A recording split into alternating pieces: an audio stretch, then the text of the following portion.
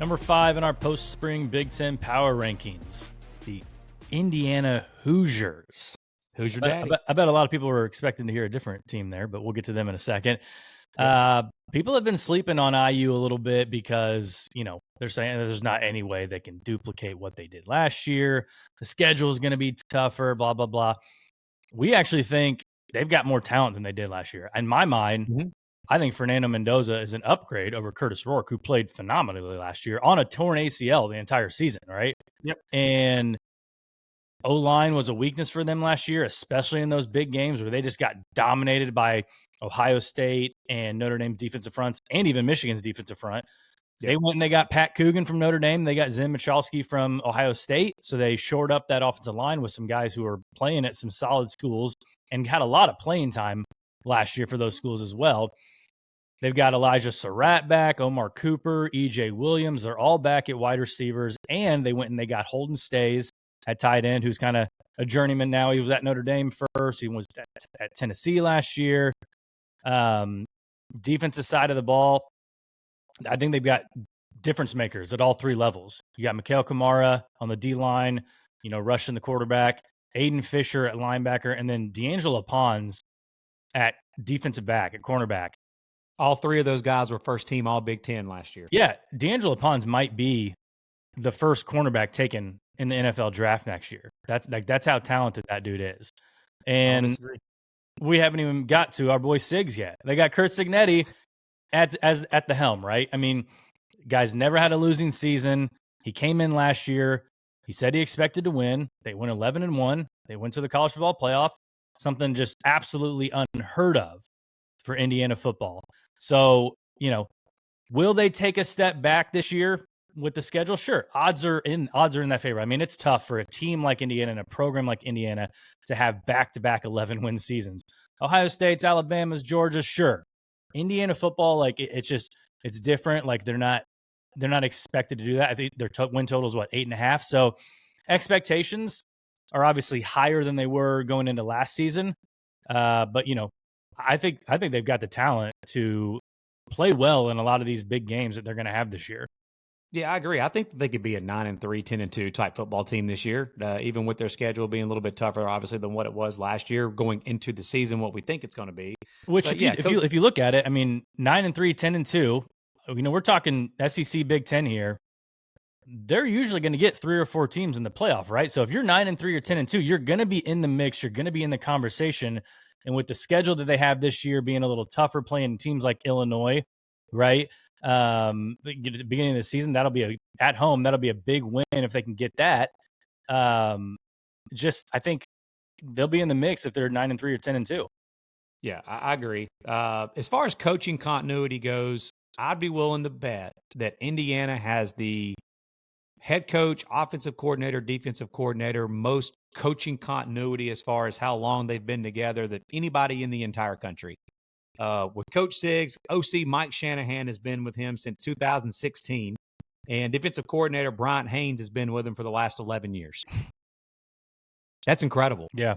And so it's not hard to figure out that every stop that this group has been at, a lot like the Kalen DeBoer and Ryan Grubb and that crew, every stop that they've been at when they've been together, they've been extremely successful and won at a high level. And Curt Cignetti is now 130-37 record in his career as a head coach. And I'm sure it helps a lot that he's had the same offensive coordinator and defensive coordinator for a long time that stays with him. Yeah. And that says a lot, too, that group, Mike Shanahan and Bryant Haynes, are not going other places. I'm sure they've been, people have tried to poach them, and they haven't gone anywhere. They've stayed with Cignetti. So I agree with you. They've got difference makers at every level on both sides, on the defensive side of the ball, defensive line, linebacker, and safety, and corner. And on offense, they bring back their 2 most productive wide receivers. And I'm with you that Cignetti and Mike Shanahan's offenses have been extremely good and productive, dating back to James Madison and now at Indiana. And the most talented quarterback that he's had going into a season is Fernando Mendoza. So you got to think that there's not going to be some major drop-off from Curtis Rourke, what he did last year, an incredible year that he did last year. And, you got to imagine that Fernando Mendoza is going to put up big numbers in this offense. Dude, Rourke was a statue last year, especially in some of those bigger games. And obviously, yeah, after the season it came out, he had a torn ACL, so he wasn't running a ton, but he wasn't a big runner to begin with. Fernando Mendoza is a runner, and a lot of the pundits out there you hear talking about him, like they are expecting big things from Fernando Mendoza in Bloomington this year. Was it Phil Yates that said the other day that he's been watching some film on next year's NFL draft, different quarterbacks, and he came across the film with Fernando Mendoza and said wouldn't be shocked at all to see if he has the productive year that he thinks he could have, that he could be that guy that kind of, again, every year there's a quarterback that nobody talks about going into the year that could be a first-round pick. Phil Yates is out here saying that he thinks that possibly could be.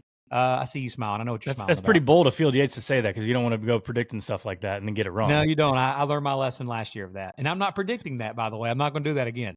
But I do think that Fernando Mendoza can be really good. And you just mentioned about his legs. Dude, I went back and, we're pretty maniacal about college football here. Obviously, we do a podcast about it.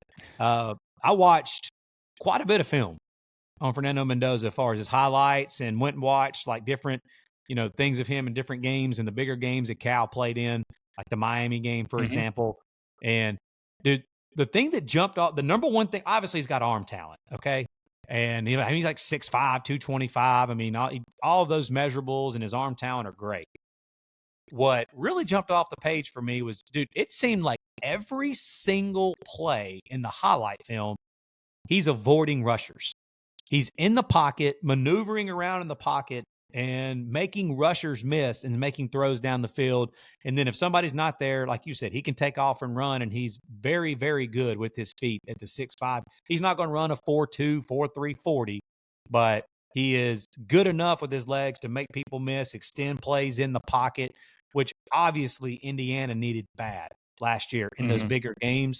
And the Maple Missile couldn't do it from the pocket last year. So, yeah, I just think that people have in their head that Indiana last year got their cheeks clapped by Ohio State, and really Notre Dame. I mean, Notre Dame didn't kill them, but like that was a mismatch. The two teams that played for the national championship. That's it. Exactly. And I just think that it's almost they've got and they had a weaker schedule. I think they're kind of getting knocked a little bit they're not the darling anymore. They were the darling. You talked about this a lot last year at the end of the year.